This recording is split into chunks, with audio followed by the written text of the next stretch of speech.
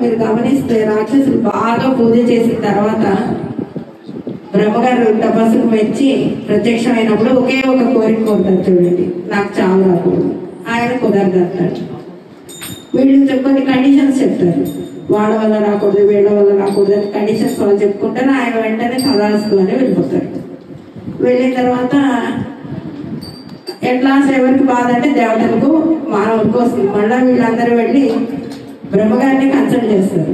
ఏమంటే ఇలా వాడు మమ్మల్ని సతాయిస్తున్నాడు అనగానే ఆయన ఏం చెప్తారంటే జనరల్ ఫిజిషియన్ లాగా ఒక స్పెషల్ డాక్టర్ని, ఒక స్పెషలైజ్డ్ పర్సన్ని రెఫర్ చేస్తారు. ఆయనే విష్ణుమూర్తి. వీళ్ళందరూ ఇట్లా ఆయన దగ్గరికి వెళ్ళి చెప్తారు, బాబు ఇవి ఇవి అంటే ఆయన ఏం చేస్తారంటే బ్రహ్మగారిని ఏమన్నాడు, ఎందుకు ఇచ్చావు ఇలాంటి వరాలు. ఫస్ట్ ఆయన అవన్నీ చూస్తాడు, అడుగుతాడు ఏమేమి బాధలు ఉన్నాయని. దానికి ఎలా రావాలో ఆయన ఒక స్కెచ్ గీసుకుని వస్తాడు. చెప్పాలంటే అదే నరసింహావతారం చూసుకున్నారు అనుకోండి, ఎన్ని కండిషన్స్ పెడతాడో చూడండి. పగలు కాదు, రాత్రి కాదు, మనిషి కాదు, జంతువు కాదు, ఎన్ని అంటే అన్ని పెట్టినా కూడా వాటన్నిటి కూడా ఒక సొల్యూషన్ చేసుకుని నరసింహావతారంలో వచ్చాడు. బాధలన్నీ చెప్పుకున్న తర్వాత అవతారం తీసుకున్నాడు ఆయన. కానీ రాముని అవతారంలో అలా జరగల. అశ్వమేధం జరిగినప్పుడు అందరూ కూర్చుని కూడా డిస్కస్ చేసుకుంటుంటే బ్రహ్మగారు వచ్చినప్పుడు దేవతలందరూ కూడా మళ్ళీ ఇదే చెప్తుంటారు. చెప్పినప్పుడు ఈసారి బ్రహ్మగారు ఏమి సొల్యూషన్ ఇవ్వరు. ఈ లోపల విష్ణుమూర్తి వచ్చి ఆయన అందరూ ఆయనే చెప్తారు, కంగారు పడకండి, నేను ఈ దశరథ మహారాజు గారికి 4 అంశాలతో 4 కుమారుల కింద వస్తాను అని చెప్పి ఆయనే స్వయంగా దశరథ మహారాజుని ఎన్నుకుని వచ్చాడు. అందుకనే మీరు ఎప్పుడైనా చూడండి, గోపరాజు గారు రాసిన దాశరథి శతకంలో ఎన్నో మంది ఎన్నో శతకాలు రాశారు. కానీ దాశరథి అనగానే ఆయన చాలా పొంగిపోతాడంట. దాశరథి అంటే దశరథ మహారాజు కొడుకుని. చూడండి, ఒక తండ్రి పేరు చెప్పి పిలవగానే రాముడు అంతటి వాడే పొంగిపోతాడు. మనం కూడా రామునవతారంలో నేర్చుకోవాల్సింది ఏంటంటే తండ్రి గొప్పతనాన్ని ఎప్పుడు కూడా పిల్లలు చెప్తూ ఉండాలి. మనం ఏం చేస్తామంటే ఒక వయసు వచ్చేంత వరకు తండ్రి గొప్పతనం చెప్తూనే ఉంటాం. మనం ఎప్పుడైతే గొప్పవారు అవుతామో తండ్రి గొప్పతనాన్ని ఆపేస్తాం. మా గొప్పలు చెప్తుంటాం, నేను ఫలానా నేను ఫలానా. కానీ మనం చివరి వరకు చెప్పాల్సింది మా నాన్నగారి పేరు చెప్పాలి. అదే ఆడవాళ్ళు అయితే మామగారి పేరు చెప్పాలి. ఇది ఫస్ట్ నేర్చుకోవాల్సిన విషయం. రెండోది, రామనామం పలకాలంటే మామూలు వాళ్ళు పలకలేరంట. ఎలాంటి వాళ్ళు పలుకుతారంటే పాపం మొత్తం పోయిన వాళ్ళు, పుణ్యం బాగా ఉన్న వాళ్ళు మాత్రమే రామనామం పలుకుతారంట. ఎందుకు పాపం ఉన్నవాడు పలకలేరంటే జబ్బు పడిన వాడికి మీరు తీసుకెళ్లి పంచపక్ష పరమాణాన్ని పెట్టా కూడా వాడి నాలుక రుచించదు. అలానే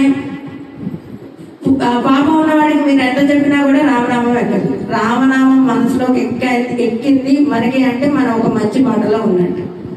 రెండో విషయం ఏంటంటే, మీరు ఎప్పుడైనా చూస్తే మీ నాయనమ్మ గాని అమ్మమ్మ గాని వీళ్ళందరూ చెప్తుంటారు, మంచికైనా రామాను, చెడుకైనా రామాను, తుమ్మినా రామాను, తగ్గినా రామాను. ప్రతి పనికి రామ అన్నది బాగా అలవాటు చేస్తుంటారు. మీరు తుమ్మినప్పుడు కానీ తగ్గినప్పుడు కానీ ఏదైనా పని చేసినప్పుడు మీ శరీరంలో వైబ్రేషన్స్ అనేవి వస్తుంటాయి, ప్రకంపనలు అంటారు.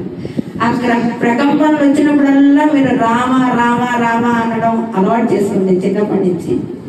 మన చివరి దశలోకి వెళ్ళినప్పుడు చావు అనేది ఎన్నో వేల ప్రకంపనలతో కూడుకున్నది.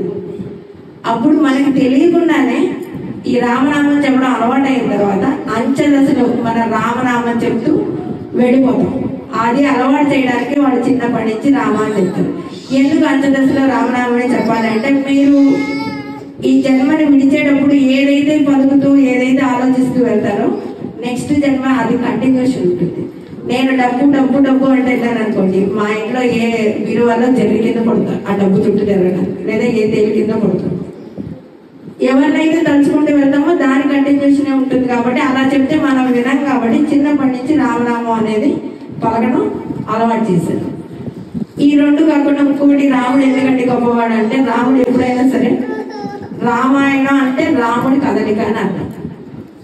అందరు కదులుతారు కదండి, రామాయణంలో చాలా మంది కదిలారు, సీతాదేవి కదిలింది, లక్ష్మణుడు అందరు కదిలారు.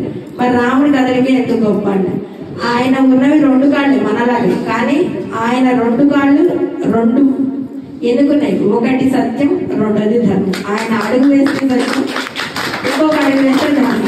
అందుకనే రామాయణం చదవాలి, రాముడిని ఫాలో అవ్వాలని చెప్పేది. ఈ సత్యం ధర్మం 2 పాదాల కింద చేసుకుని నడిచాడు కాబట్టి రాముడు గొప్పవాడు. పైవారం నుంచి రామావతారం గురించి ఇంకా కొంచెం లోతుగా తెలుసుకుందాం. ధర్మో రక్షిత.